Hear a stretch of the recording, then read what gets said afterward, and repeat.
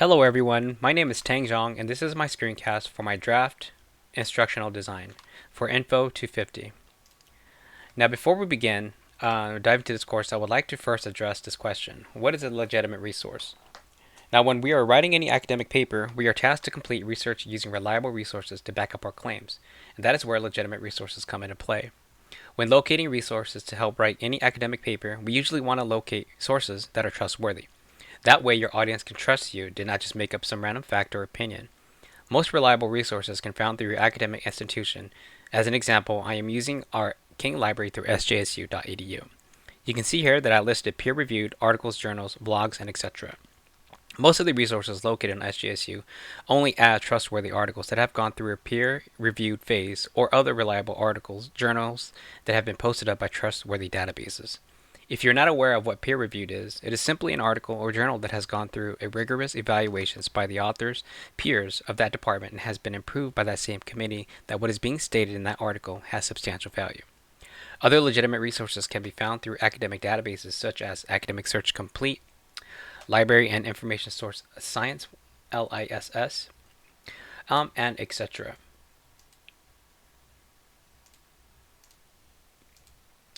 As a general rule of thumb, when seeking to find legitimate resources to help you write your paper or research, first look through your academic institution library. Now let's get to the talk of sources that may not be as reliable or used in academic writing. Most, if not all, social media posts, links, videos, and etc. can be categorized as not reliable. Firstly, because most information presented on these social sites have not been fact-checked. Other times it can just be fake news, as Donald Trump once phrased it. Also, you will most likely not see academic papers being published with a reference list that says, according to Facebook, or according to a random post by a random person or entity. As a precaution, research information through trustworthy web pages such as your academic library. Other non-reliable resources come from social news aggregation websites such as Reddit. The posts on these pages can be generated by anyone, and although some posts may seem credible, it is always best to turn to your academic library for research. Now let's get into the course for resource referencing. Most of today's decisions is based on our ability to assess information, which is decisions. Everyday life decisions are influenced by some other source that we may not even be aware of. And these influences come from the internet, word of mouth, social media, etc. By being able to identify a credible source will help provide learners with the valid information they need to help make their decision. As mentioned earlier, being able to identify credible sources from non-credible ones will help you in the researching process.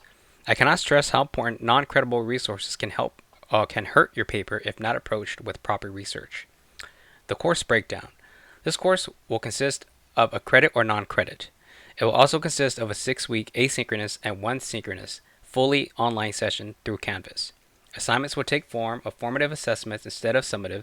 No quizzes or tests will be administered throughout the 6-week course. The learner's participation will consist of a variety of activities.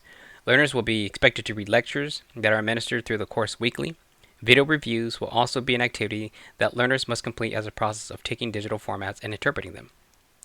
Learning outcomes. Students or learners are expected to conduct research for evidence to support knowledge, evaluate, identify the reliability and credibility of online sources, validate familiarity and evaluating information, know the difference between primary and secondary resources. Upon completion of the course, learners will be asked to complete an online evaluation of the instructional unit and include how satisfied they were with the instruction and their level of confidence in their ability to independently identify credible sources in the future, and how likely will the learners recommend others to this course. Was it good, bad, not recommended? And even have a learner's input where they would be able to input how the course can be improved.